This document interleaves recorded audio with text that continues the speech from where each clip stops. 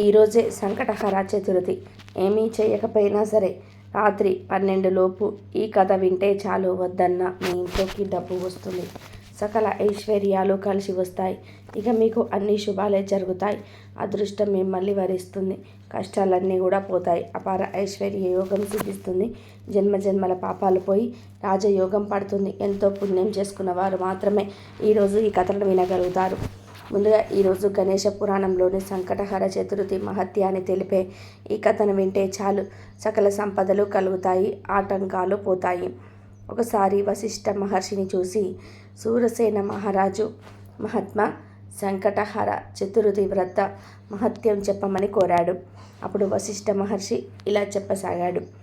రాజా, పూర్వం కృతవీర్యుడు అనే రాజు ఉండేవాడు. అతను పరమ ధర్మాత్ముడు, దానశీలుడు, బ్రాహ్మణుల పట్ల దేవతల పట్ల భక్తి కలిగి ఉండేవాడు. ఎంతో పుణ్యాత్ముడు. అయినప్పటికీ అతనికి ఎంతకాలానికి సంతాన భాగ్యం కలగలేదు. అప్పుడు అతను తన రాజ్యాన్ని మంత్రులకు అప్పగించి అడవులకు పోయి కేవలం గాలిని మాత్రమే సేవిస్తూ సంతానం కోసం కఠోరమైన తపస్సు చేయసాగాడు. ఎంత ఘోర తపస్సు చేసినా కూడా ఆ పరమేశ్వరుడు అనుగ్రహించలేదు. దీనికి కారణం అతని పూర్వజన్మలో పాపం బలంగా ఉండడమే. పూర్వజన్మలో కృతవీరుడు ఒక ప్రజాతివాడు. అంటే ఎంత దుర్మార్గుడు అంటే అతని ముఖం ఎవరైనా చూస్తే వారి సమస్త పుణ్యాలు హరించుకుపోయేవి. అతను ఒక సందర్భంలో 12 మంది అమాయక బ్రాహ్మణులను హత్య చేశాడు. ఆ బ్రహ్మహత్య దోషమే అతనిని తర్వాత జన్మలో అంటే కృతవీరుడిగా పుట్టినాక కూడా వేధిస్తుంది. కఠినాత్ముడుగా జన్మించిన ఆ జన్మలో అతడికి తెలియకుండానే సంకటహర చతుర్థి రోజు చంద్రోదయ సమయంలో గణపతిని స్మరించటం, మళ్ళీ అదే జన్మలో సంకటహర చతుర్థి రోజు చంద్రోదయ సమయంలో మరణించటం వలన కృతవీరుడిగా రాజుగా జన్మించాడు. అనుకోకుండా అతనికి తెలియకుండానే ఆ జన్మలో గణపతిని ఎలా స్మరించాడో తెలుసా? ఒక సంకటహర చతుర్థి రోజు చంద్రోదయ సమయంలో ఈ కఠినాత్ముడికి ఎక్కడా లభించని ఆహార పదార్థాలు లభించాయి. అతని కుమారుడి పేరు గణపతి. ఆ తిండి పదార్థాలు తన కుమారుడితో కలిసి భుజించడం కోసం సంకటహర చతుర్థి రోజు చంద్రోదయ కాలంలో గణపతి త్వరగా రా అంటూ కొడుకును అనేక సార్లు పిలుస్తాడు. ఆ రోజు గణపతికి ఎంతో ప్రీతిపాత్రమైన రోజు. ఆ రోజు ఏ ఉద్దేశంతో అయినా సరే ఎవరైనా సరే గణపతిని ఒక్కసారి స్మరిస్తే చాలు, అతడు ఎంత కఠినాత్ముడైనా సరే విశేష పుణ్యం లభిస్తుంది. ఆ విధానంగా ఈ కఠినాత్ముడు గణపతి నామాన్ని స్మరించగానే అతడికి కూడా అనంతమైన పుణ్యం లభించింది. తర్వాత కొంతకాలానికి మళ్ళీ అదే సంకటహర చతుర్థి రోజు చంద్రోదయ సమయాన అతడికి మరణం సంభవించింది. పరమతిగా కూడా కొందరు పిలుస్తూ ఉంటారు. ఇక్కడ బుద్ధి శ్రేయస్సును సూచిస్తే మహాగణపతి విజయాన్ని సూచిస్తుంది. వినాయకుడికి శుభ లాభ అనే కొడుకులు కూడా ఉన్నారు. రాజుగా జన్మించాడు. కానీ పూర్వజన్మలో 12 మంది బ్రాహ్మణులను అకారణంగా చంపిన పాపం వలన అతనికి మరుజన్మలో ఎంత కఠోర తపస్సు చేసిన సంతాన భాగ్యం కలగలేదు. అయితే కృతవీరుడు కనుక 1 సంవత్సరం పాటు నియమపూర్వకంగా సంకటహర చతుర్థి వ్రతాన్ని ఆచరిస్తే తప్పక సంతాన భాగ్యం కలుగుతుందని బ్రహ్మదేవుడు కృతవీరుడు తండ్రికి తెలియజేస్తాడు.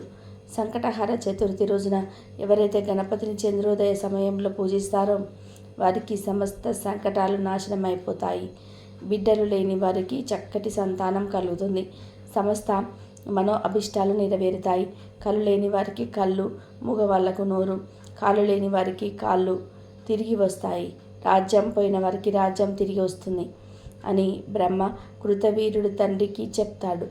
ఆయన వచ్చి చెప్పగా కృతవీరుడు సంకటహర చతుర్థి వ్రతాన్ని ఆచరించి మహాబల పరాక్రమవంతుడైనటువంటి కార్త్యవీర్యార్జునుడు జన్మించాడు. అంతేకాదు కార్త్యవీర్యార్జునుడు సంకటహర చతుర్థి వ్రతాన్ని చేసి సహస్ర బాహువులను పొందాడు. మేరు పర్వతమంత దేహాన్ని పొందాడు. ఈ భూమండలానికి అత్యంత బల సంపన్నుడిగా ఎదిగాడని వశిష్ఠ మహర్షి సూరసేన మహారాజుకు సంకటహర చతుర్థి మహత్యాన్ని వివరించాడు. బ్రహ్మదేవుడికి మొదట సృష్టి చేసేటప్పుడు అనేక ఆటంకాలు ఏర్పడ్డాయి. అసలు సృష్టి ఎలా చేయాలో బ్రహ్మకు తెలియలేదు. దాంతో బ్రహ్మ ముక్కు పెట్టాల్సిన చోట చెవి పెట్టాల్సిన చోట ముక్కు పెట్టాడు. బ్రహ్మ సృష్టి ప్రారంభించిన 1000 సంవత్సరాల వరకు సృష్టిలో ఆటంకాలు ఎదురయ్యాయి. అప్పుడు బ్రహ్మ తపస్సు చేశాడు. అలా 1000 సంవత్సరాలు బ్రహ్మ తపస్సు చేయగా ఒక్కసారిగా వక్రతుండ గణపతి ఒక కృష్ణపక్ష చతుర్థి రోజు కనిపించాడు. ఆ గణపతి బ్రహ్మ సృష్టిలో ఏర్పడిన వక్రాలను తొలగించాడు. అందుకే ఆయనకు వక్రతుండ గణపతి అని పేరు వచ్చింది. గణపతి ఆది నుండి ఉన్న దేవుడు. బ్రహ్మదేవుడంతటి వాడి ఆటంకాలని తొలగించిన గణపతికి మన ఇబ్బందులు ఒక లెక్క కాదు కనుక సంకటహర చతుర్థి రోజు ఆటంకాలు ఉన్నాయి, కష్టాలు ఉన్నాయి అని బాధపడేవారు ఇంట్లో గణపతిని పూజించుకుంటే ఆ కష్టాలన్నీ కూడా పోతాయి. ఒకసారి వినాయకుడు కైలాసం పసివాడిగా ఉన్నప్పుడు పార్వతీదేవికి చెప్పి బయట వనంలోకి ఆడుకోవడానికి వెళ్ళాడు. అక్కడ బాల గణేశుడు ఆడుకుంటూ ఉంటే చిన్న పిల్ల కనిపించింది. దీన్ని పట్టుకోవాలని, దానితో ఆడుకోవాలని బాలగణేశుడికి ఎంతో మనసైంది. ఆ పిల్లతో ఆడుకోవాలని, పట్టుకోవాలని గణేశుడు ఎంతో కోరిక కలిగింది. ఈ చిన్న పిల్లిని పట్టుకుందామని చూస్తూ ఉంటే దొరకకుండా పారిపోతుంది. గణేశుడు ఎంతో ప్రయత్నించాడు, కానీ పిల్లి మాత్రం దొరకలేదు. చూడడానికి కాస్త ముద్దుగా ఉంటాడు కదా గణపతి. అటు పరిగెత్తి ఇటు పరిగెత్తి కాస్త ఆయాసం వచ్చింది. పసివాడు అవడంతో కోపం కూడా వచ్చింది. ఎలా అయినా సరే పిల్లిని పట్టుకోవాలని అనుకున్నాడు బాలగణేశుడు. మొత్తానికి కష్టపడి ఆ పిల్లను పట్టుకొని కోపంతో దాని ముఖం మీద గిరాడు. పిల్లి ముఖం మీద రక్తపు చారికలు వచ్చేశాయి. మ్యామ్ అంటూ బాధపడుతూ చేతిలో నుంచి జారి వెళ్ళిపోయింది ఆ పిల్ల. బాలగణేశుడు సంతోషంగా వెనక్కి తిరిగి వచ్చాడు. బాలగణేశుడు వచ్చేసరికి పార్వతీదేవి అటువైపు కూర్చొని ఉంది. గణేశుడు, అమ్మ ఆకలి వేస్తుంది అంటే అక్కడ పెట్టాను నాన్న, వెళ్ళి తిను ఉండ్రాళ్ళు అంది అమ్మవారు. కానీ గణేశుడి వైపుకు చూడలేదు అమ్మ. ఎటువైపుకు వెళ్తే అటువైపుకు కనిపించకుండా ముఖం తిప్పుకుంటుంది ఆ తల్లి. గణేశుడికి బాధ వేసింది. అమ్మ, ఏమి చేశాను నేను, ఎందుకిలా తల తిప్పుకుంటున్నావు అని అడిగాడు. దానికి పార్వతీదేవి, ఏమీ లేదు నాయన, నువ్వు వెళ్ళు అంది. అలా కాదు, నిజం చెప్పు, ఏమైంది అంటూ బలవంతంగా పార్వతీదేవి ఎదురుగా వెళ్ళి నిలుచున్నాడు చిన్ని గజానుడు. తల్లి బుగ్గల మీద రక్తపు చారికలు కనిపించాయి బాలగణేశుడికి.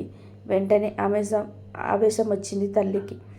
ఎవరమ్మా ఇలా చేసింది, నిన్ను గాయపరిచింది, అంత దుర్మార్గులు ఎవరు చెప్పు, వెంటనే వాళ్ళని కొట్టి వస్తాను అన్నాడు. అప్పుడు పార్వతీదేవి, వేరే వాళ్ళైతే నువ్వు కొట్టి వస్తావు, చేసింది నువ్వే కదా అంది. అదేంటమ్మా, నేను నిన్ను గాయపరచడం ఏమిటి అని ఆశ్చర్యపోయాడు బాలగణేశుడు. పార్వతీదేవి నవ్వి, పిచ్చి తండ్రి, నీ ఎదురుగా కనిపిస్తున్న నేనే నీకు అమ్మను అనుకుంటున్నావా? నేను ప్రపంచంలో చీమ మొదలు ప్రతి దానికి తల్లిని కదా. నువ్వు ఇందాకే ఏమి చేసి వచ్చావో ఒకసారి గుర్తు తెచ్చుకో అని అడిగింది ఆ సర్వమంగళాదేవి.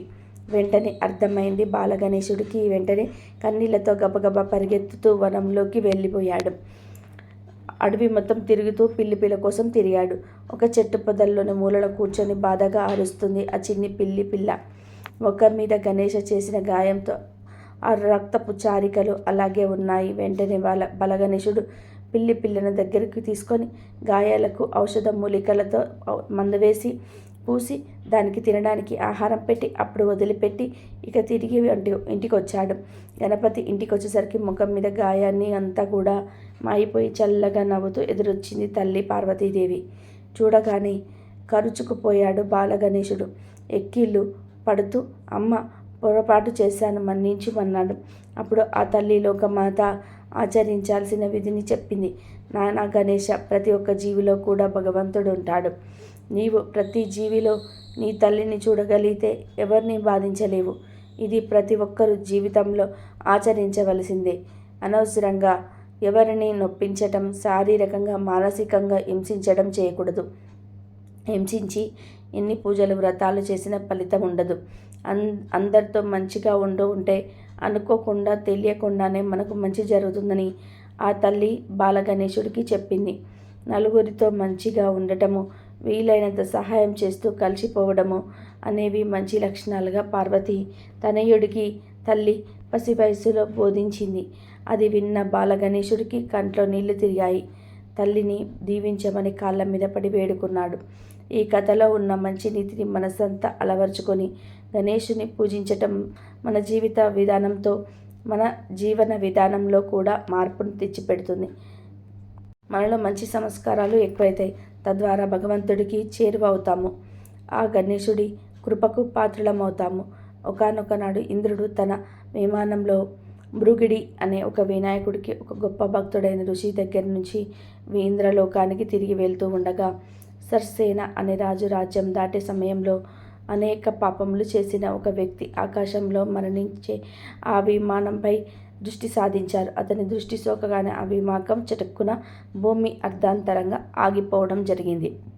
ఆ ఇంద్ర విమానం అద్భుతమైన వెలుగులకి ఆశ్చర్యశక్తుడైన దేశపు రాజు సురసేనుడు గబగబా బయటికి వచ్చి ఆ అద్భుతాన్ని ఆశ్చర్యం చెందుతూ ఆలకించసాగాడు. ఇక్కడ ఇంద్రుడిని చూసి ఎంతో సంతోషానికి లోనైన మహారాజు ఆనందంతో నమస్కరించాడు. ఇంద్రునితో అక్కడ విమానం ఎందుకు ఆపినాడో కారణం అడిగాడు. అప్పుడు ఇంద్రుడు, ఒక రాజా, నీ రాజ్యంలో పాపాలు అధికంగా చేసిన ఒక వ్యక్తి ఎవరితో దృష్టి సోకి విమానం మార్గమధ్యంలో అంతరార్థంగా ఆగింది అని చెప్పాడు. అప్పుడు ఆ రాజు, అయ్యా, మళ్ళీ ఆగిపోయిన ఈ విమానం ఎలా బయలుదేరుతుంది అని అడిగాడు. అప్పుడు ఇంద్రుడు, ఇలాల పంచమి, నిన్న చతుర్థి, నిన్నటి రోజున ఎవరైతే ఉపవాసం చేశారో వారి పుణ్యఫలాన్ని నాకు ఇస్తే నా విమానం తిరిగి బయలుదేరుతుంది అని చెప్పాడు. సైనికులకంతా కలిసి రాజ్యం అంతా కూడా తిరిగారు. అన్వేషిస్తూ ఒక్కరైనా సరే నిన్నటి రోజున ఉపవాసం చేసిన వారు కనబడతారా అని. కానీ దురదృష్టవశాత్తు అలా ఎవ్వరూ నిన్నటి రోజున ఉపవాసం చేసిన వారు దొరకలేదు. అదే సమయంలో కొందరు సైనికుల దృష్టిలో ఒక గణేశ దూత వచ్చి మరణించిన స్త్రీ మృతదేహాన్ని తీసుకొని కనబడింది. సైనికులు వెంటనే ఎంతో పాపాత్మురాలైన ఈ స్త్రీని ఎందుకు గణేశ లోకానికి తీసుకెళ్తున్నారు అని ప్రశ్నించారు. దానికి గణేశ దూత, నిన్నంతా కూడా ఈ స్త్రీ ఉపవాసం ఉంది, తెలియకుండానే ఏమీ తినలేదు, చంద్రోదయమైన తర్వాత లేచి కొంత తిన్నది, రాత్రంతా నిద్రించి సూర్యోదయ సమయాన నిద్రలేచి కొంత తినడం వల్ల ఆమెకు తెలియకుండానే సంకష్టహార చతుర్థి వ్రతం చేసింది, ఈరోజు మరణించింది అని చెప్పాడు. అంతేకాక ఎవరైనా తమ జీవితాల్లో ఒక్కసారైనా సరే ఈ వ్రతం చేస్తే వారు గణేశ లోకానికి కానీ సనంద లోకానికి కానీ చేరుకోవడం మరణం అనంతరం తథ్యం అని చెప్పాడు. గణేశునికి దూతగా అప్పుడప్పుడు సైనికులు ఎంతగానో బతిమిలాడారు ఆ స్త్రీ మృతదేహాన్ని తమకిమ్మవని. అలా చేస్తే విమానం బయలుదేరుతుందని ఎంతో చెప్పారు. ఆమె పుణ్యఫలాన్ని వారికి ఇవ్వడానికి గణేశుని దూత అంగీకరించనే లేదు. ఆమె దేహం మించి గాలి ఆ విమానం ఆగిపోయిన చోట చేరి విస్ఫోటనం కలిగించింది. మృతదేహం పుణ్యఫలం పొందింది కావటం వలన ఆ దేహాన్ని తాకిన గాలి సైతం పుణ్యం పొందింది. దాని వలన ఇంద్రుడి విమానం బయలుదేరింది. ఈ కథ సంకష్టహర చవితి ప్రాముఖ్యత, ఆధ్యాత్మిక విలువలతో పాటు సంకష్టహర చవితి ఉపవాసం మొదలైన విషయాలను తెలుపుతున్నది. వినాయకుని భక్తులందరి దృష్టిలోనూ ఈ వ్రతం చేయటం వలన చాలా పుణ్యం పొందుతారని భావన. ఈ వ్రత మహత్యం వలన ఈ వ్రతం ఆచరించిన వారు ఎవరైనా గణేశుని లోకానికి లేదా స్వనంద లోకానికి చేరుతారని, అక్కడ భగవంతుడి ఆశీస్సుల వలన ఎంతో ఆనందాన్ని అనుభవిస్తారని అంటూ ఉంటారు. అలాగే ఈరోజు వినాయకుడి పెళ్లి కథ వింటే చాలు అదృష్టమే తలుపు తడుతుంది. వినాయకుడు బ్రహ్మచారి అని, తనకు పెళ్లి జరగలేదని చాలామంది అనుకుంటూ ఉంటారు. కానీ వినాయకుడికి ఒకరితో కాదు, ఏకంగా 2 మహిళలతో వివాహం జరిగిందని కొన్ని పురాణాలు చెప్తున్నాయి. మరి వినాయకుడి పెళ్లి ఎలా జరిగిందో తెలిపే కథను ఇప్పుడు మనం విందాం. ఒకసారి వినాయకుడు గంగానది ఒడ్డున కూర్చొని తపస్సు చేసుకుంటూ ఉంటాడు. అదే సమయంలో తులసి అక్కడికి వచ్చి వినాయకుడిని చూసి ముగ్ధురాలవుతుంది. వెంటనే తులసి వినాయకుడి వద్దకు వెళ్ళి తనను పెళ్లి చేసుకోమని అడుగుతుంది. అయితే అందుకు వినాయకుడు నిరాకరిస్తాడు. చూడు తులసి, వివాహం చేసుకోవడం వల్ల నా తపస్సుకు భంగం కలుగుతుంది కనుక నిన్ను వివాహం చేసుకోవడం కుదరదని ఆమె కోరికను తిరస్కరిస్తాడు. ఆ మాటలు విన్న తులసికి కోపం వచ్చి వినాయకుడితో, ఓ గణేశ, ఆడదానినై ఉండి మనసులో కోరిక చెప్పి నీ ముందు పెట్టినా కూడా నీవు నన్ను తిరస్కరించావు కాబట్టి ఇదే నా శాపం. నువ్వు నన్ను పెళ్లి చేసుకోనని తిరస్కరించావు గనక నువ్వు 2 పెళ్లాడతావని తులసి శాపం పెడుతుంది. అలా తులసి శాపం ఇవ్వడానికి గణేశుడికి నచ్చలేదు. వెంటనే వినాయకుడు కోపంతో తులసిని ఇలా ప్రతిశపించాడు. చూడు తులసి, నువ్వే నన్ను వివాహం చేసుకుంటా అన్నావు. నేను బ్రహ్మచారిని గనుక నేను వివాహం చేసుకొని అన్నాను. ఇందులో నా తప్పేమీ లేదు. ఇది గ్రహించకుండా అహంకారంతో నన్ను నువ్వు శపించి తప్పు చేశావు. అందుకు ప్రతిశాపంగా నీవు ఒక రాక్షసుని వివాహం చేసుకుంటావని, అతని వల్ల నువ్వు అన్ని కష్టాలు ఎదుర్కోవాల్సి వస్తుందని వినాయకుడు తులసికి శాపం పెడతాడు. ఈ గొడవ వలన తులసికి వినాయకుడికి పడదు. అందుకే వినాయకుడి పూజలు తులసిని వాడకూడదు. ఇలా శాపాలు ఇచ్చాక అవి తప్పక జరిగి తీరుతాయి. ఒకరోజు వినాయకుడు తన రూపం ఆకారంపై కోపంతో బ్రహ్మచారిగా ఉండాలని కోరుకున్నాడు. ఎందుకంటే తన పొట్ట ముందుకు చొచ్చుకొని వచ్చింది. తన ముఖం కూడా ఏనుగు రూపంలో ఉంటుంది. అందుకే తనడు ఎవరు పెళ్లి చేసుకోవడానికి ఇష్టపడలేదు. దీంతో మనసులో విఘ్నేశ్వరుడు ఎంతో బాధపడ్డాడు. తనకు వివాహం జరగకపోవడం వలన ఎక్కడైతే వివాహం జరుగుతుందో అక్కడ ఆటంకాలు కలిగించడం ప్రారంభించాడు.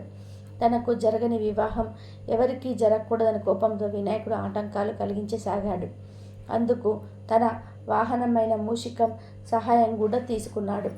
అయితే ఇలా వివాహాలేమీ జరగకుండా ఆటంకాలు కలగడంతో దేవతలు ఎంతో చింతించారు.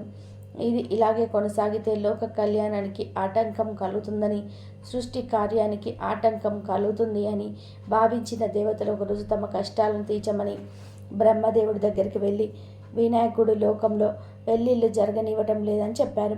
అప్పుడు బ్రహ్మదేవుడు, ఓ దేవతలారా, విఘ్నేశ్వరుడు ఇలా వివాహాలకు ఆటంకాలు కలిగించడం చాలా బాధగా ఉంది. ఈ సమస్యకు పరిష్కారం ఏమిటా అని ఆలోచిస్తూ ఉండగా తన మనసులోని ఆలోచన ద్వారా బ్రహ్మయోగం నుండి 2 కుమార్తెలు సిద్ధి బుద్ధి పుట్టారు. వారిద్దరూ బ్రహ్మదేవుడి మానసపుత్రికలు. అప్పుడు బ్రహ్మ దేవతల కష్టాలను తీర్చేందుకు ఈ 2 కుమార్తెలను విఘ్నేశ్వరుడి దగ్గర విద్య నేర్చుకోవడానికి పంపించాడు. ఆ విధానంగా బ్రహ్మదేవుడి ఆదేశాల ప్రకారం గణేశుడు వారిద్దరికీ బోధనలు చేయడం ప్రారంభించాడు. ఇక వినాయకుడి దగ్గరికి పెళ్లికి సంబంధించిన విషయాలు వచ్చినప్పుడు ఈ సిద్ధి బుద్ధి విఘ్నేశ్వరుడి దృష్టి మార్చేవారు. దాంతో లోకంలో మళ్ళీ వివాహాలు జరగడం ప్రారంభమయ్యాయి. అలా కొంతకాలం గడిచింది. కానీ ఒకరోజు విఘ్నేశ్వరుడికి నిజం తెలిసిపోయింది. లోకంలో అందరూ వివాహం చేసుకుంటూ ఉన్నారని, దానికి సిద్ధి బుద్ధి కారణమని తెలుసుకొని కోపంతో వారిని శపించబోగా అక్కడ బ్రహ్మదేవుడు ప్రత్యక్షమై, చూడు విఘ్నేశ్వర, ఈ సిద్ధి బుద్ధికి నువ్వంటే ఎంతో ఇష్టం కనుక వారిద్దరినీ నువ్వు వివాహం చేసుకోమని అడుగుతాడు. విఘ్నేశ్వరుడు కూడా ఆ వివాహానికి ఒప్పుకుంటాడు. ఆ తర్వాత సిద్ధి బుద్ధితో విఘ్నేశ్వరుని వివాహం అంగరంగ వైభవంగా జరిగింది. ఆ తర్వాత వారికి 2 కుమార్తెలు కూడా జన్మించారు. వారి పేర్లు శుభం, లాభం అని పురాణాలు చెప్తున్నాయి. కాబట్టి ఈరోజు వినాయకుడి పెళ్లి కథను వింటే సకల ఐశ్వర్యాలు సిద్ధిస్తాయి, కోరింది నెరవేరుతుంది, వివాహంలో ఆటంకాలు తొలగిపోతాయి. వినాయకుడు తన తమ్ముడైన సుబ్రహ్మణ్యేశ్వర స్వామి పెళ్లి చూశాడు.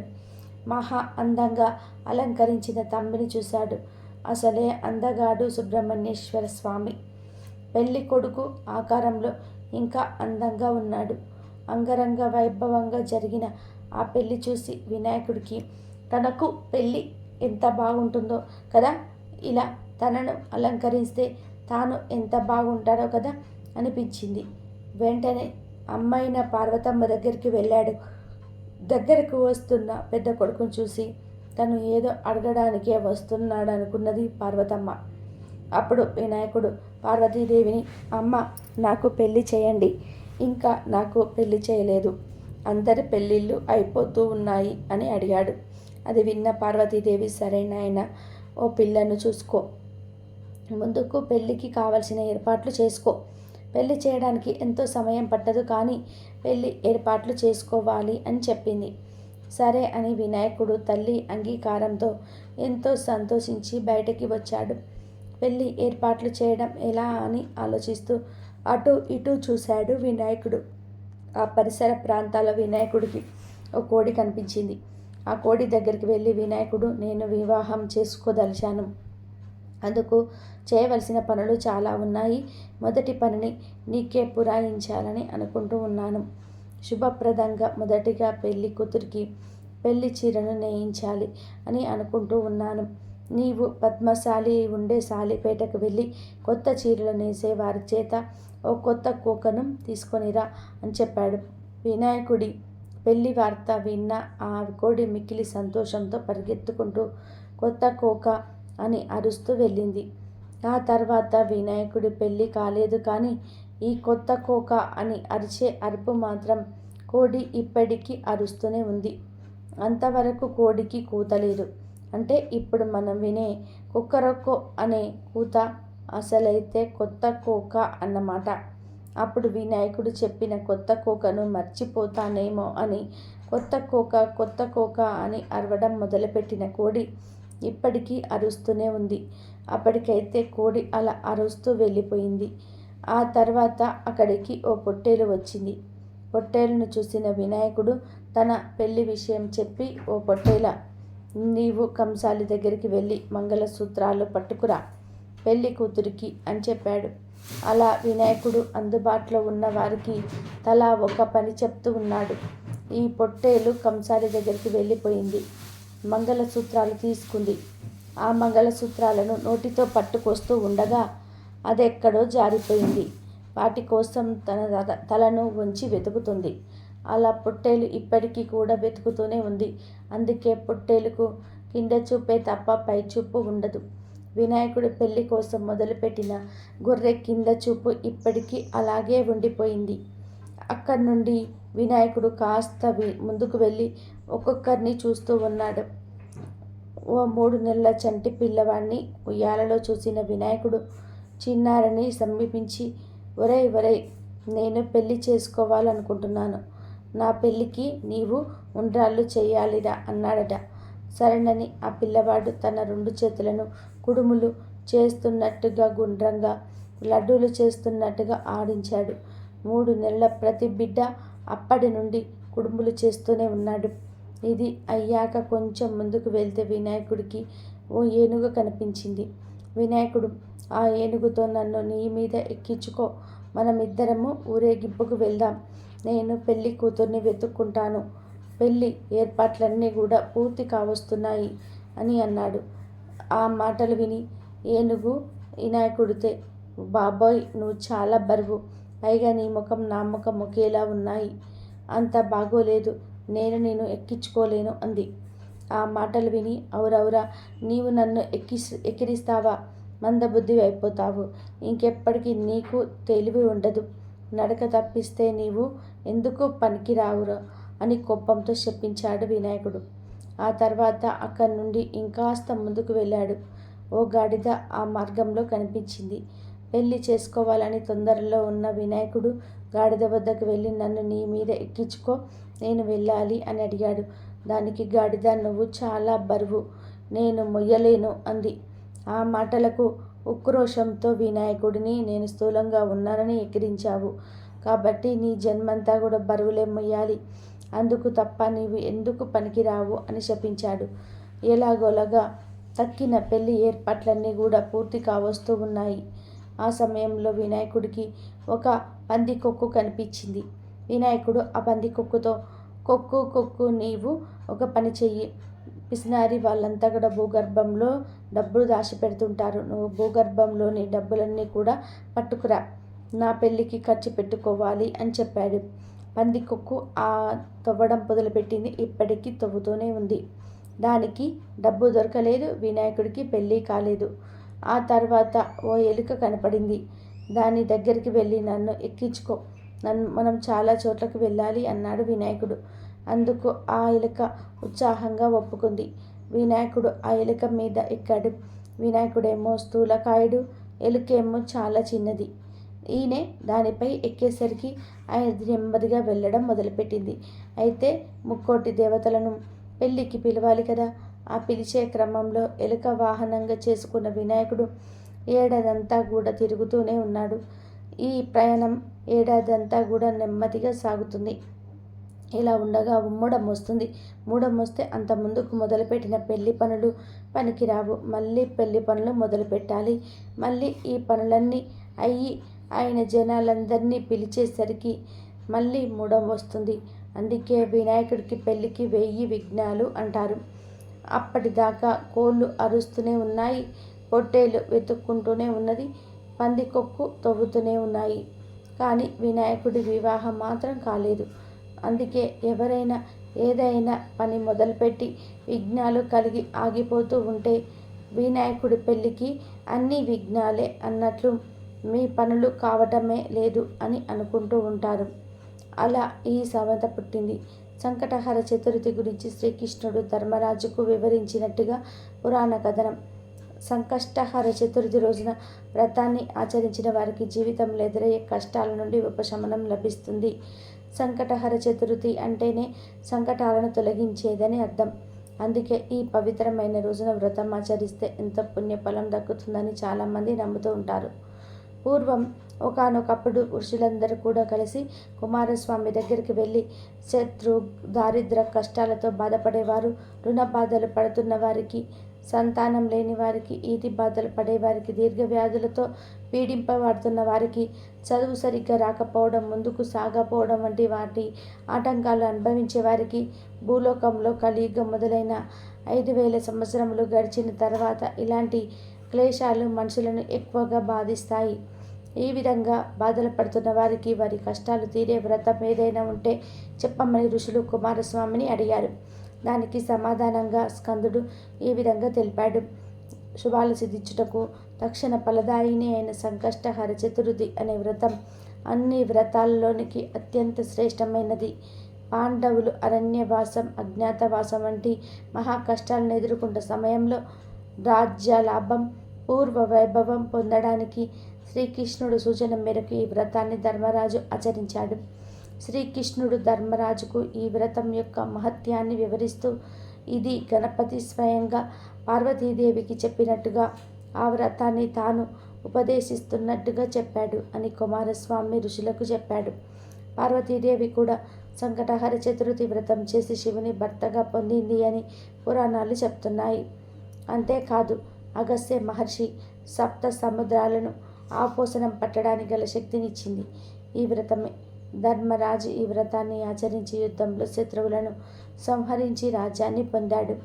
అహల్యాదేవి తన శాపాన్ని తొలగించుకున్నాక ఈ వ్రతాన్ని ఆచరించి తన భర్త గౌతమ మహర్షిని చేరింది. ఆంజనేయుడు లంకా నగరానికి సీతాదేవిని వెతుకుతూ ఈ వ్రతం చేస్తారని మొక్కుకోగా అశోకవనంలో సీతాదేవిని కూడా చూడగలిగాడు. ఈరోజు వ్రతం చేసినా చేయకపోయినా గణపతిని పూజించిన వారి ధర్మార్థ కామ మోక్షాదులు తప్పక నెరవేరుతాయి. అలాగే ఈరోజు వినాయకుడు తన భక్తురాలిని అత్తపోరు నుండి ఎలా కాపాడాడో తెలిపే ఈ పవిత్ర కథను వింటే చాలు సకల ఐశ్వర్యాలు సిద్ధిస్తాయి, అపర కుబేరులుగా మారిపోతారు. వాతాపి గణపతిగా విఘ్నేశ్వరుడు, విఘ్నేశ్వర క్షేత్రంగా వాతాపి నగరము దేశాంతరాలలోని పేరు మ్రోగుతున్న కాలంలో పావన మిశ్రుడు అనే పండితుడు సాయంకాలంలో వాతాపి గణపతి ఆలయ మంటపంలో పిల్లలకు, పెద్దలకు విఘ్నేశ్వరుడికి సంబంధించిన కథలను చెప్తూ ఉంటాడు. మంటపం గోడలపై విఘ్నేశ్వరుడి గాథలు చిత్రాలుగా చిత్రితమై ఉన్నాయి. రోజు ఆ చిత్రాలలో ఏనుగు గుహలో ఉన్న చిత్రాన్ని ఒక పిల్లవాడు గురువుకు చూపించి ఈ కథ చెప్పమన్నాడు. పావన మిశ్రుడు అలా కథ ప్రారంభించాడు. కళ్యాణి నగరంలో కలహకంటి అనే ధనికురాలు ఉండేది.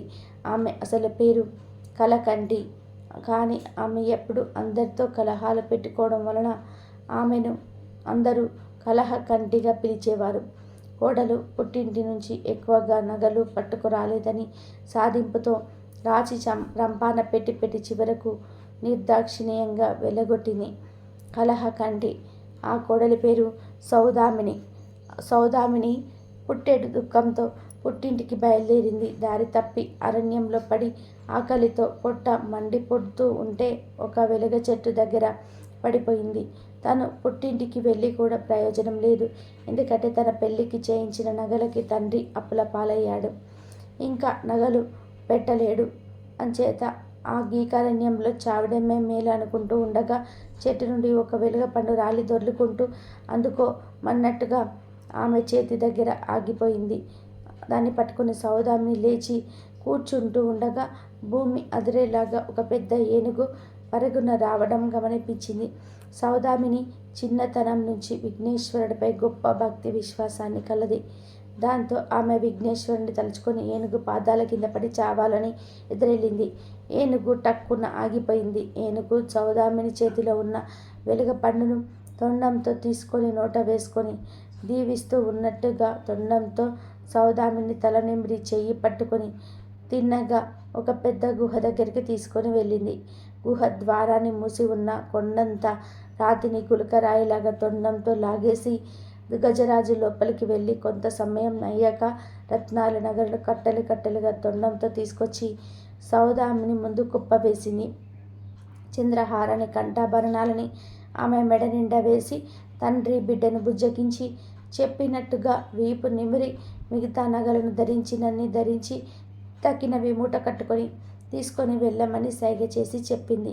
సౌదామిని అలాగే చేశాక ఏనుగు ఆమెను అరణ్యం దాటించి కళ్యాణి నగర సమీపాన విడిచి అరణ్యంలోకి వెళ్ళిపోయింది. ఇక సౌదామిని అత్తవారింటికి వెళ్ళిపోయింది.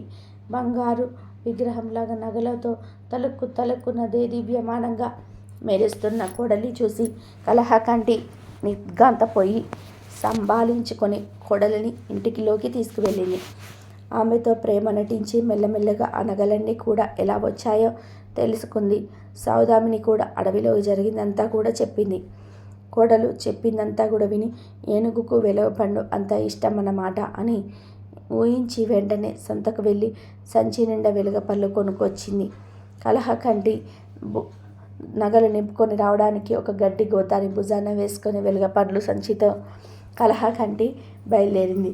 అరణ్యంలో ప్రవేశించి కోడలు చెప్పిన గుర్తుల ప్రకారం ఎంత వెతికినా వెలగ చెట్టు కనపడక విసిగిపోయి ఒక చింత చెట్టు కింద చతికిల పడింది. తినాలని వెలగపండు తీసింది. తినాలని తీసిన ఎలాగోలాగా నిగ్రహించుకొని వెలగపండు చేత్తో ఎత్తి పట్టుకొని గొంతు సవరించుకొని ఏనుగా రావే, వెలగపండు తినవే, నగలెన్నో తేవే, నా కోరిక తీర్చవే, ఏనుగా రా, వేగంగా రా అంటూ భజన పాట మొదలుపెట్టింది. ఎంతసేపు పాట పాడినా ఏనుగు రాలేదు. కానీ అడవి దద్దరిల్లేలాగా గాండ్రుమని అరుపు వినిపించింది. అది ఏనుగు గీంకారం కాబోలు అనుకుని కలహకంటి సంతోషపడుతూ మెడ చాచి చూడగా పెద్ద పులి దూకుతూ రావడం కనిపించింది. భుజం మీది గోతాన్ని వదలకుండా కలహకంటి తిరిగి చూడకుండా పరిగెత్తి రొప్పుతూ పడిపోయింది. ఆ పడడం కూడా సరిగ్గా గృహ దగ్గరే పడింది. గృహ తెరిచే ఉంది. అదే నగలు ఉన్న వినాయక గుహ అనుకొని తన అదృష్టానికి కలహకంటి పొంగిపోతూ గృహానికి వెళ్ళిపోయింది. గుహలోకి కుప్పలు తెప్పలుగా ఉన్న నగలు చూసి పిచ్చెత్తిన దానిలాగా తల మునిగేలాగా నగలన్నీ వేసుకొని గోతం నిండా నగలు కుక్కి మూట ఎత్తి మోయలేక మోస్తూ నడవలేక నడుస్తూ గుహ మొదటికి వచ్చేసరికి గుహ మూతబడి ఉంది. ఎదురుగా చీకటిలో ఎర్రగా మెరుస్తున్న కళ్ళతో తెల్లగా మెరుస్తున్న కోర పళ్ళతో పగలబడి నవ్వుతున్న పెద్ద బ్రహ్మరాక్షసి చీకటిలాగా కనిపించింది. ఆ భూతం ప్రతిధ్వనితో గుహ కంపించిపోయేలాగా, ఓహో కలహకంటి, నువ్వు కోడలిని కాల్చుకొని తినే అత్తవైతే నేను అత్తలను చిత్రహింసలతో తినేసిన కోడల్ని, నా చరిత్ర విను అంటూ ఇలా చెప్పడం ప్రారంభించింది. వెనకటికి నేను చురకత్తి లాంటి అందగత్తెను. అమ్మా నాన్న పెట్టిన పేరు కలహంస. కాపురానికి వెళ్ళాక నా నోటి ప్రతాపానికి ఆ ఊరంతటికీ కూడా నేను సంపాదించుకొని స్వార్థపరుచుకున్న పేరు కలహ దుందిబి. నువ్వెంత చెంత అడ్డవో. కలహకంటి నా అత్త అంత ఉత్తమురాలు, పరమ సాధువు. నేను కాపురానికి వెళ్ళి ఏడాది తిరగకుండానే నా మొగుడు ఇల్లు విడిచి దేశాల పాలయ్యాడు. అంటే నేనెంత ఉత్తమ ఇల్లాలినో ఊహించుకో.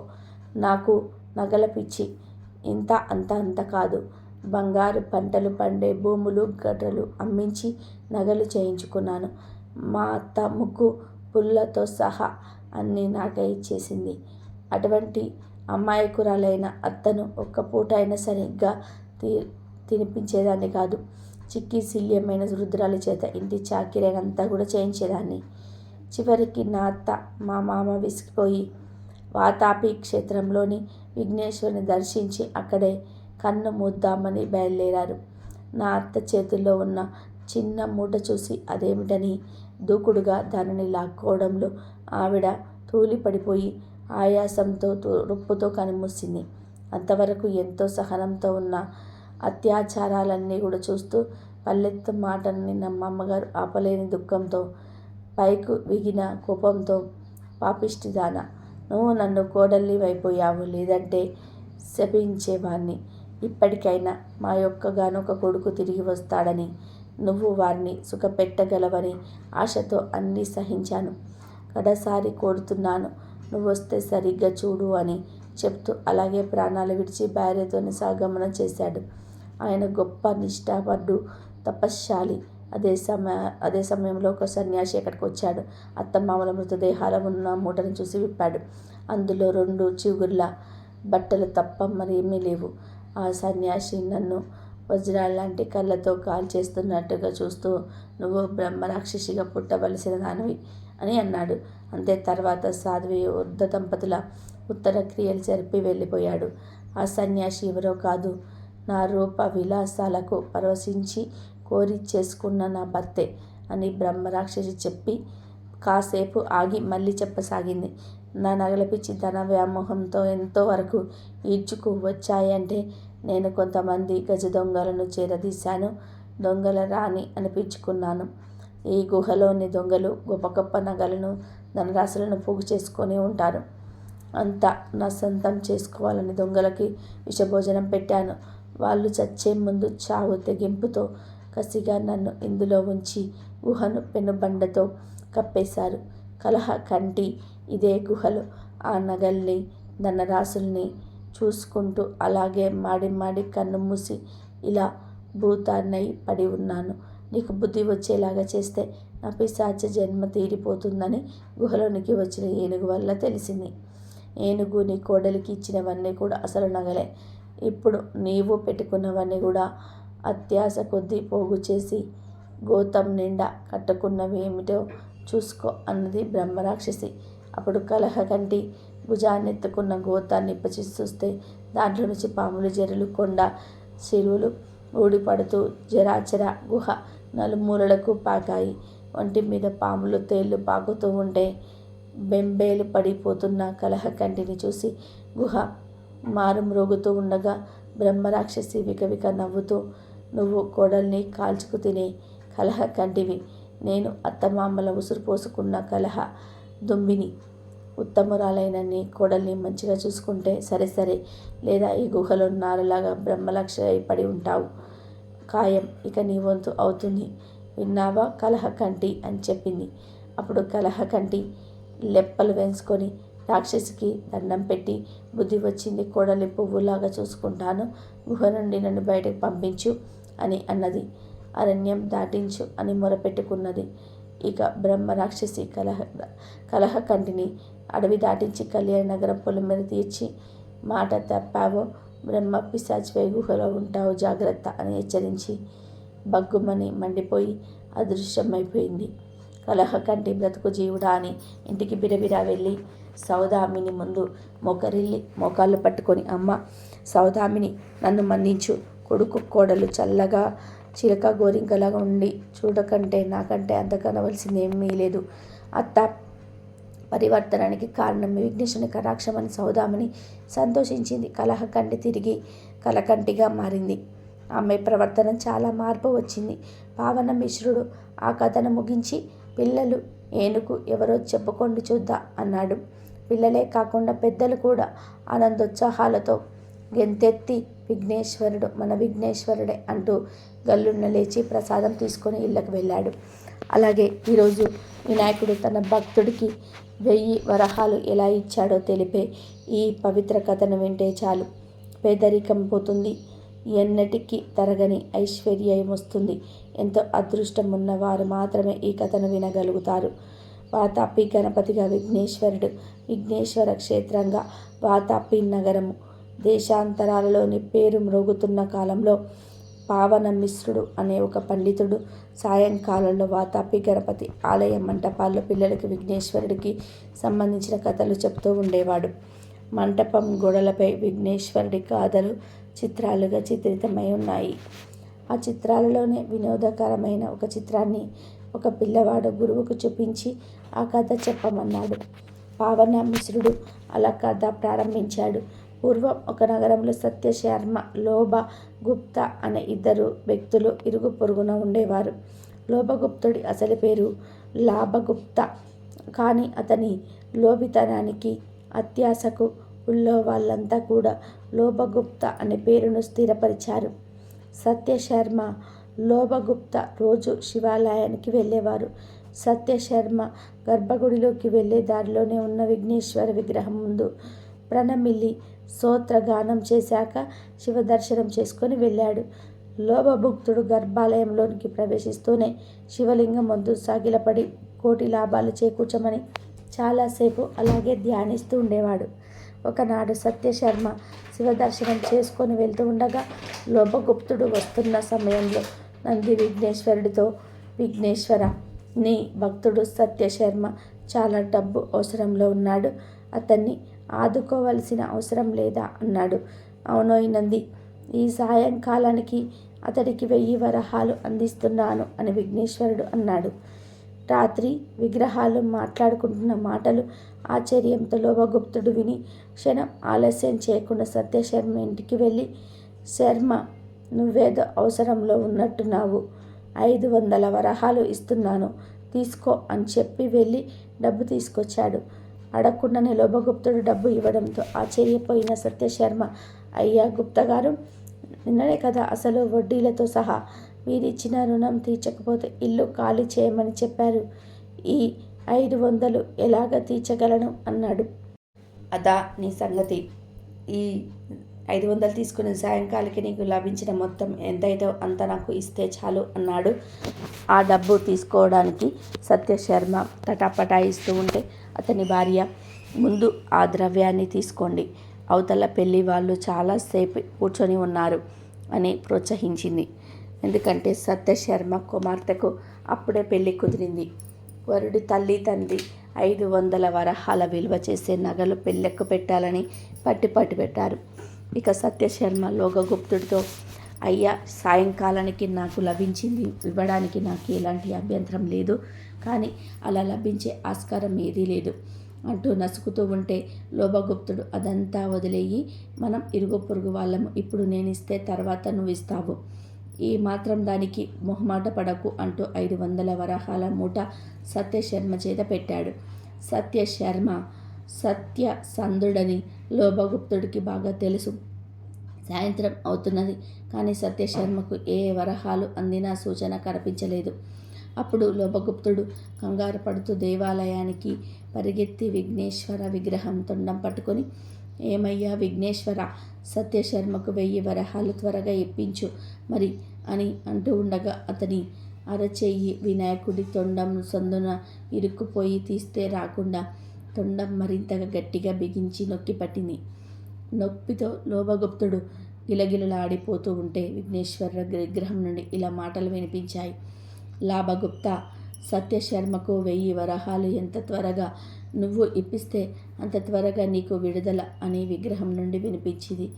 ఆ మాటలు విన్న లోభగుప్తుడు రెండో చేత్తో నెత్తి నోరు బాదుకుంటూ, అన్యాయం దేవుడా, అన్యాయం, 500 ముందే వేస్తేని కదా అని పెడబొబ్బలు పెట్టాడు. అదా సంగతి, 500 ఇచ్చి 1000 పుచ్చుకొని సునాయాసంగా 500 వరహాలలో కాజేద్దామనుకొని ఎత్తివేశావన్నమాట. ఆశాపాతకుడా, నీ దురాశకు ప్రాయశ్చిత్తంగా సత్యశర్మకు మిగతా 500 ఇవ్వటమే కాకుండా అతడికిచ్చిన రుణాన్ని చెల్లుపెట్టి అతడి కుమార్తె వివాహం నీ స్వంత ఇంటి పెళ్లిగా జరిపించు అని విఘ్నేశ్వర విగ్రహం నుండి గంభీర గర్జన వినిపించింది. తర్వాత లోభగుప్తుడు క్షణాల మీద తన వారిని పిలిపించి సత్యశర్మకు మిగతా 500 వరహాలను ఇప్పించి అతని రుణానికి చెల్లు పెట్టించి అతని కూతురు పెళ్లి ఖర్చంతా పెట్టుకుంటానని ప్రమాణం చేశాకనే అతని చెయ్యి యువతలకి వచ్చింది. లోబికి మంచి శాస్త్రి జరిగిందని ఊరంతా కూడా చెప్పుకున్నారు. తర్వాత లోభగుప్తుడు సత్యశర్మ కుమార్తె వివాహాన్ని సంత కూతురు వివాహంలాగా వైభవంగా జరిపించాడు. అప్పటి నుండి బుద్ధి తెచ్చుకొని లోభగుణాన్ని విసర్జించి అన్యాయంగా అర్చించిన ఆస్తిని దాన ధర్మాలకు ధర్మకార్యాలకు వినియోగించి విఘ్నేశ్వరుడి దయకు పాత్రుడై గొప్ప ధార్మికుడు అనిపించుకున్నాడు. ఇలా కథ ముగించి పావనమిశ్రుడు విఘ్నేశ్వర ప్రసాదాన్ని తెచ్చి పిల్లలకు పంచిపెట్టాడు. పిల్లలు దాని నోట్లో పెట్టుకొని ఆనందంగా కేరింతలు కొడుతూ ఇళ్లకు పరిగెత్తారు. అలాగే ఈ సంకటహర చతుర్థి రోజు లక్ష్మీదేవి పార్వతీదేవికి పుట్టిన జయశ్రీ కథను వింటే పట్టిందల్లా బంగారం అవుతుంది. అదృష్టం మిమ్మల్ని వరిస్తుంది. ఒకానొకప్పుడు లక్ష్మీదేవి మానస సరోవరంలో జలకమాడుతూ ఉండగా పార్వతీదేవి విష్ణువేషం ధరించి లక్ష్మిని సమీపించింది. నవ మోహనంగా కనిపించిన నారాయణుడిని లక్ష్మీదేవి చూసింది. నారాయణుని వేషంలో ఉన్న పార్వతికి కూడా లక్ష్మి సౌందర్యం మనోహరంగా కనిపించింది. ఇద్దరు సాభిప్రాయంగా చూసుకున్నారు. ఆ చూపుల కలయికలో సరోవరంలో ఒక స్వర్ణ కమలం లేచింది. అందులో దగదగ మెరిసిపోతున్న పసిపాప ఉన్నది. లక్ష్మి నారాయణుడి దగ్గర చేరి కౌగిలించుకున్నది. అప్పుడు పార్వతీదేవి పగలబడి నవ్వుతూ, నేను నారాయణుని కాదు లక్ష్మి అని నిజరూపంతో కనిపించింది. అప్పుడు లక్ష్మి పార్వతీదేవితో, అన్నకు తగ్గ చెల్లెలివే, నారాయణి అనిపించుకున్నావులే అన్నది. అందుకు పార్వతీదేవి, అప్పుడు విష్ణు మోహిని రూపంలో శివుణ్ణి మాయపుచ్చిన దానికి ఇది చెల్లు చేసుకో అన్నది. ఇంకొక వైపు స్వర్ణకములం నుంచి పసిదాన్ని చూసి లక్ష్మీదేవి పార్వతీదేవి ఇద్దరు మురిసిపోయారు. ఆ అపారమైనటువంటి ప్రేమ పుట్టి చేతుల్లోకి తీసుకున్నారు ఆ పసిపాపను. అప్పుడు విఘ్నేశ్వరుడు వచ్చి, తల్లులారా, మీ ఇద్దరి అంశాలతో అవతరించిన ఈ బిడ్డ పార్వతీ పరంగా జయ, లక్ష్మీ పరంగా శ్రీ కలిసి జయశ్రీగా పేరు పొందుతుంది. ఆమెకు వరుడు కూడా శివకేశవుల అంశాలతో అవతరించి ఉన్నాడు అని చెప్పి పసిదానితో ఉన్న స్వర్ణ కమలాన్ని కావేరి నదిలో ఉంచి రమ్మని వాయుదేవుడికి చెప్పాడు. వాయుదేవుడు అలాగే జయశ్రీని కావేరి నదికి చేర్చాడు. దక్షిణ ప్రాంతాన్ని పాలించే చక్రవర్తి స్వర్ణ కమలంలో కనిపించిన బాలికను వరప్రసాదంగా లభించిన పుత్రికగా తీసుకొని వెళ్ళి నామకరణ మహోత్సవం జరిపిస్తూ ఉండగా ఆకాశవాణి ఈ పాపకు జయశ్రీ అని పేరు పెట్టండి అని పలికింది. చక్రవర్తి కూడా ఆ పేరు పెట్టాడు. తర్వాత జయశ్రీ రాకుమారిగా పెరిగి ముల్లోకాల్లో తనంతటి సౌందర్యవతి సాహసవంతరాలు ఉండదు అనిపించుకున్నది. జయశ్రీకి రాజభవనం కంటే ప్రకృతి సౌందర్యంతో నిండి ఉండే అరణ్యాల్లో నివసించటమే ఇష్టంగా ఉండేది. విల్లమ్ములు ధరించి వన్యమృగాలను అదుపులో ఉంచుతూ తిరుగుతూ ఉండేది. ఇంకొక వైపు హరిహరాంశలతో స్వామి అని అనేక అబ్బాయి ఉద్భవించాడు. స్వామి కైలాసంని విఘ్నేశ్వర కుమారస్వామిని కలుసుకోవాలని ఎన్నాళ్ళుగానో అనుకుంటూ ఉన్నాడు. ఒకనాడు స్వామి అలాగే వెళ్ళాడు. విఘ్నేశ్వరుని కుమారస్వామిని కలుసుకుని ఆనందంగా ముచ్చట్లాడుకుంటూ మానస సరోవర జల విహారం చేస్తూ ఉండగా విఘ్నేశ్వరుడు స్వామితో, ఈ మానస సరోవరంలోని లక్ష్మీ పార్వతుల తేజస్సులతో నీకు కాబోయే దేవేరి ఉదయించింది అని అన్నాడు. స్వామికి కుతూహలం కలిగిన అణుచుకున్నాడు. స్వామి కొంతకాలం అక్కడ గడిపి వెళ్ళబోతూ ఉన్నప్పుడు విఘ్నేశ్వరుడు స్వామితో, స్వామి, మాకంటే పెద్దవాడివైన నీవు బ్రహ్మచారిగా ఉండడం బాగాలేదు, సత్పరంగా నీకు కళ్యాణం తప్పదన్నాడు. తర్వాత కుమారస్వామి విఘ్నేశ్వరుడు స్వామికి ఘనంగా వీడ్కోలు ఇచ్చాడు. స్వామి నిజ నివాసానికి చేరుకున్నాడు. ఒకనాడు స్వామి వినోదంగా పెద్ద పులి మీద స్వారీ చేస్తూ అరణ్యంలో తిరుగుతూ ఉండగా పులిని కదలనివ్వకుండా చుట్టూరా బాణాలు రివ్వు రివ్వున నాటుకున్నాయి. స్వామి బాణాలు వచ్చిన దిశగా కోపంగా చూశాడు. కోపం పటాపంచలైంది. ఎందుకంటే అక్కడ విల్లంబులతో టీవీగా నిల్చొని చిరునవ్వు విసిరిన జయశ్రీ కనిపించింది. స్వామి గుండెల్లో ఆ చూపులు బాణాల్లాగా గుచ్చుకున్నవి. స్వామి అంతర్ధానమయ్యాడు. జయశ్రీకి స్వామిని గురించి విఘ్నేశ్వరుడు కలలో అదివరకే చెప్పి ఉన్నాడు. జయశ్రీ అతడి కోసమే అరణ్యాల్లో తిరుగుతున్నది. నారాయణుడి ఆదేశంతో చక్రవర్తి జయశ్రీకి స్వయంవరం ఏర్పాటు చేశాడు. రాజాదిరాజులుగా మారు రూపాలతో ఇంద్రాది దేవతలు కూడా వచ్చారు.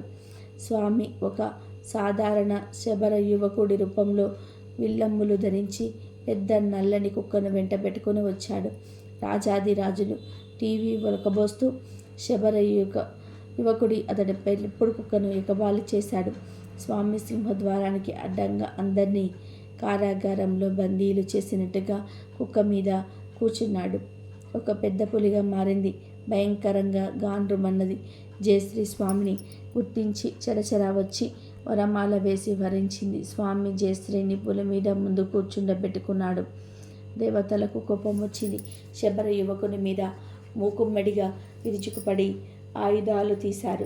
స్వామి విల్లంబులు తీసి అందరినీ ఎదుర్కొన్నాడు. అతడి బాణ ప్రయోగ దాటికి దేవతలు చల్లా చెదురై నిజ రూపాలతో అస్త్రాలు ప్రయోగించారు. స్వామిని ఇలాంటి అస్త్రము తాకలేకపోయింది. ఇంద్రుడి వజ్రాయుధం కూడా పనికి మాలిందయింది. అప్పుడు స్వామి తన నిజ రూపంతో హరిహర స్వామిగా సాక్షాత్కరించాడు. దేవతలు చేతులు ఎత్తి నమస్కారాలు చేశారు. శరణం స్వామి అన్నారు. స్వామి జయశ్రీల కళ్యాణం దేవాది దేవతల మధ్య మహావైభవంగా జరిగింది. జయశ్రీతో స్వామి నిజ నివాసానికి వెళ్ళాడు. గణపతికి పూజ చేసేటప్పుడు నెత్తి మీద ఎందుకు మొట్టికాయలు కుట్టుకుంటారో తెలిపే కథలు విందాం. ఒకసారి దేవేంద్రుడు ఆయన సతీమణి కొన్ని ఇబ్బందులకర పరిస్థితులలో ఎవరికి కనబడకుండా అడవిలో ఎదురు చెట్ల రూపం ధరించి ఉండవలసి వచ్చింది. కాలాంతరంలో వర్షాలు లేకపోవడంతో అక్కడ అనావృష్టి ఏర్పడింది. చెట్లన్నీ ఎండిపోతూ ఉన్నాయి. ఇంద్రుడు తాను ఇక్కడ ఉండి కూడా ఏమీ చేయలేకపోతున్నానే అనే బాధపడుతూ ఉన్నాడు. ఇలా చెట్లన్నీ కూడా ఎండిపోయి చనిపోతే అడవిలో జీవిస్తున్న జంతువులు, పక్షువులు మొదలైన జీవులన్నీ కూడా ఏమైపోవాలి? ఏదో ఒకటి చేసి ఈ అడవిని రక్షించాలి అనుకున్నాడు. ఒకరోజు నారదుడు అక్కడికి వచ్చి దిగులుగా ఉన్న ఇంద్రుణ్ణి, సచీదేవిని చూసి, దేవేంద్ర, ఎందుకలా విచారంగా కనిపిస్తున్నావు అని అడిగాడు. దానికి ఇంద్రుడు, ఓ నారద మహర్షి, మీకు తెలియనిది ఏముంటుంది? అనావృష్టి కారణంగా నీళ్లు లేక చెట్లన్నీ ఎండిపోతూ ఉన్నాయి. నేనుండి కూడా ఏమీ చేయలేకపోతున్నాను అంటూ తన బాధను చెప్పాడు ఇంద్రుడు. అప్పుడు నారదుడు, మహేంద్ర, విచారించకు. కష్టాలు కలకాలం ఉండవు కదా. మీ కష్టాలు తీరి మీరు అమరావతి వెళ్ళే రోజు తప్పకుండా వస్తుంది. కొంతకాలం ఓపిక పట్టు అని ఓదార్చాడు. ఇంద్రుడు నారదుడితో, మహర్షి, నేను నా గురించి బాధపడటం లేదు. నేనిక్కడ ఉండి కూడా నాకు ఆశ్రయమిచ్చిన ఈ అడవికి ఏమీ చేయలేకపోతున్నాను. అదే నా బాధ అన్నాడు ఇంద్రుడు. ఆ మాటలు విన్న నారదుడు ఇంద్రుడితో ఇలా చెప్పాడు. అగస్త్య మహర్షి నది సప్తకం నుండి కావేరీ నదిని తీసుకొని ఇటువైపే వస్తూ ఉన్నాడు. కొంకణ దేశంలో దాన్ని వదిలి వెళ్ళాలన్నది ఆయన నిర్ణయం. ఆయన్ని ప్రసన్నం చేసుకుంటే కావేరీ నది ఉత్తుంగ తరంగాలతో ఎగిసి పడుతూ ఈ అడవిలో ప్రవహిస్తుంది. ఇంకా అనావృష్టి ఉండదు, బాధపడకు అని చెప్పి, ఇంద్ర, అది జరగాలంటే మీరొక పని చేయాలి. పార్వతీమాతను ప్రసన్నం చేసుకోవాలి. ఆమె ప్రసన్నురాలు కావాలి అంటే ఆమె ప్రియపుత్రుడు గణపతిని పూజించండి. అన్నీ సక్రమంగా జరిగిపోతాయి. మీకు మంచి రోజులు కూడా వస్తాయి అని సలహా ఇచ్చాడు. నారదుడు చెప్పిన విధంగానే ఇంద్రుడు, సచీదేవి గణపతిని భక్తితో పూజించారు. అనేక రకాల ఫలాలు తెచ్చి భక్తితో నైవేద్యం పెట్టారు. ఆ పూజలకు సంతోషించిన గణపతి దేదీప్యమానంగా ప్రకాశిస్తూ ప్రత్యక్షమయ్యాడు. సచి, ఇంద్రుడు ఆయనకు ఆనంద బాష్పాలతో అభిషేకం చేశారు. సంతోషించిన గణపతి, దేవేంద్ర, నీకేం కావాలో అడుగు అన్నారు. దానికి ఇంద్రుడు, గణాధ్యక్ష, మాకు ఆశ్రమించిన ఈ అడవి అనావృష్టి కారణంగా బాధపడుతుంది. నీరు లేక, వేడి భరించలేక ఇప్పటి చెట్లన్నీ చచ్చిపోతున్నాయి. పుష్కలంగా ఉండే నీటి ప్రవాహాన్నిచ్చి వీటిని కాపాడు స్వామి అని ప్రార్థించారు. ఆ మాటలు దేవేంద్ర, స్వర్గలోకమా, భూలోకమా, పాతాళమా, ఎక్కడి నుండి జలధార కావాలో చెప్పు అన్నాడు గణపతి. దానికి ఇంద్రుడు, స్వామి పరమేశ్వరుడంతటి వాడు అగస్త్య మహర్షి. ఆయన కైలాసం నుండి కావేరి నదిని తీసుకొని వస్తూ ఉన్నాడు. అది చాలా పవిత్రమైన జలం. దాన్ని ఇక్కడ ప్రవహింపచేస్తే అడవంతా సంతోషిస్తుంది అన్నాడు. ఆ మాటలు విని దేవేంద్రుడి కోరిక తీరుస్తానని చెప్పి అదృశ్యమయ్యాడు గణపతి. అప్పటికే కావేరీ నది కమండలంలో నింపుకొని కొంకర దేశాన్ని వైపు బయలుదేరాడు అగస్త్య మహర్షి. గణపతి కాకి రూపంలో అగస్త్యుడి కమండలం మీద వాలాడు. ఆ సమయంలో కొంచెం పరాకుగా ఉన్నాడు మహర్షి. కాకిని అదల్చాడు. అది పారిపోతున్నట్టుగా నటించి మళ్ళీ తిరిగి వచ్చి కమండలం మీద వాలి ఆ కమండలాన్ని తన కాళ్ళతో తన్నింది. అగస్త్యుడి చేతిలో కమండలం కింద పడిపోయింది. దానిలో ఉన్న నీళ్ళన్నీ కూడా కింద ఒలికిపోయాయి. అయ్యో పరమేశ్వర, నేను పడ్డ కష్టమంతా కూడా వృధా అయిపోయిందే అని బాధపడ్డాడు మహర్షి. అంతలోనే కోపం వచ్చి కాకిని కొట్టబోయాడు. కాకి మాయమైపోయింది. ఆశ్చర్యంగా చూస్తూ అలాగే నిలబడిపోయాడు అగస్త్యుడు. అదే సమయంలో ఒక బ్రహ్మచారి వచ్చి నిలబడ్డాడు. అతడే ఇలా మాయవేషాలు వేస్తున్నాడనుకుని కోపంతో కొట్టబోయాడు. ఆ బ్రహ్మచారి పక్కకు జరగగా అగస్త్యుడి చెయ్యి అతడి తలకు తగిలింది. మహర్షికి దొరకకుండా తప్పించుకుంటూ దూరంగా పారిపోతూ ముప్పతిప్పలు పెట్టాడు ఆ బ్రహ్మచారి. కోపంతో వెంటబడ్డాడు మహర్షి. ఏది ఏమైనా సరే తన వెంట తెచ్చుకున్న పవిత్రమైన జలాన్ని పారబోసిన ఆ బ్రహ్మచారిని వదలకూడదని నిశ్చయంతో ఆ బ్రహ్మచారి దొరకకపోతాడా అని చూస్తూ నిలబడ్డాడు మహర్షి. అదే సమయంలో శూర్పకర్మ, లంబోదరం, ఏనుగు తల, ఎలుక వాహనంతో భవానీ మాత కుమారుడు గణపతి తన గణాలతో సహా వచ్చి నిలబడ్డాడు. కాకి రూపంలోనూ బ్రహ్మచారి రూపంలోనూ తనను అల్లరి పెట్టింది గణపతేనని అర్థం చేసుకున్నాడు అగస్త్యుడు. వెంటనే పశ్చాత్తాపంతో, అయ్యో గణాధ్యక్ష, వినాయక, నేనెంత అపరాధిని, ఎంత పాపం చేశాను, నా పాపానికి నిష్కృతి లేదు. అపచారం చేశాను, నన్నేం చేసినా పాపం లేదు. అవివేకంతో నిన్ను గుర్తించలేక పొట్టబోయాను, నన్ను క్షమించు అంటూ తల మీద ముట్టుకుంటూ ఏడ్చేస్తూ ఉన్నాడు అగస్త్యుడు. ఆ మాటలు విని గణపతి చిరునవ్వుతో, పొరపాటు ఎవరికైనా సహజమే, నీ మీద నాకు కోపం లేదు, నీకేం కావాలో అడుగు అన్నాడు గణపతి. దానికి అగస్త్యుడు, స్వామి, నేను చేసింది తప్పే, వివేకం వదిలేసి కోపంతో నీ తల మీద ముట్టాను అంటూ పశ్చాత్తాపంతో బాధపడుతూ తన తల మీద మళ్ళీ మళ్ళీ ముట్టుకుంటూ ఉన్నాడు. కొంచెం సేపు తర్వాత తేలుకొని కింద పడిన కమండలాన్ని చేతిలోకి తీసుకొని, శివార్చనకు కూడా నాకు నీరు మిగలలేదు అన్నాడు దిగులుగా. అప్పుడు గణపతి, బాధపడకు, శివార్చనకు నీరు నేనిస్తాను అని గణపతి తన తొండాన్ని చాపి కింద పడిన కావేరి నీటిని తీసి కమండలాన్ని నింపి అగస్త్యుడికి ఇచ్చాడు. మహర్షి, ఇంద్రుడి కోరిక మీద అడవిని రక్షించడానికి ఈ నీరు తీసుకోవాల్సి వచ్చింది. అంతే, కావేరి నీటిని నా తొండంతో నీ కమండలంలోనే పోషిస్తున్నాను. శివార్చనకు ఇది పవిత్రమైన జలమే. నన్ను తల మీద ముట్టానన్న బాధతో నిన్ను తల మీద ముట్టుకున్నావు. ఇప్పటి నుండి ఎవరైతే నా అనుగ్రహం పొందాలని నన్ను పూజించేటప్పుడు తల మీద మొట్టి కాయలు పెట్టుకుంటారో వాళ్ళను వెంటనే అనుగ్రహించి వాళ్ళ కోరికలు తీరుస్తాను. నువ్వు నా తండ్రితో సమానుడవు. నీ మీద నాకు ఎలాంటి కోపం లేదు. ఈ వరానికి నువ్వు అర్హుడవే. నీ వలన నా భక్తులు తక్కువ పూజతో ఎక్కువ ఫలితాన్ని పొందుతారు అని చెప్పి ఇంకా ఎన్నో వరాలు అగస్త్య మహర్షికి ఇచ్చి అంతర్ధానమయ్యాడు గణపతి. ఆనాటి నుండి ఎవరైతే గణపతి ముందు మొకరిల్లి నెత్తి మీద మొట్టికాయలు ముట్టుకుంటారో వారికి గణపతి యొక్క అనంతమైన అనుగ్రహం కలుగుతుంది. ఇక ఈరోజు రాత్రి 12 లోపు ఈ కథలు వింటే చాలు, ఇక మీ ఇంట్లో డబ్బు, సకల ఐశ్వర్యాలు కలిసి వస్తాయి. ఇదండి ఈరోజు వీడియో. ఆ వీడియో కనుక మీకు నచ్చినట్లయితే ప్లీజ్ లైక్ చేయండి, షేర్ చేయండి, సబ్స్క్రైబ్ చేయండి. మరొక మంచి వీడియోతో మళ్ళీ కలుద్దాం. ఆ వినాయకుడి అనుగ్రహం అందరిపైన ఉండాలని మనస్ఫూర్తిగా కోరుకుంటున్నాను. ఈ సంకటహార చతుర్థి రోజు ఆ వినాయకుడికి ఈ విధంగా పూజ చేసుకోండి.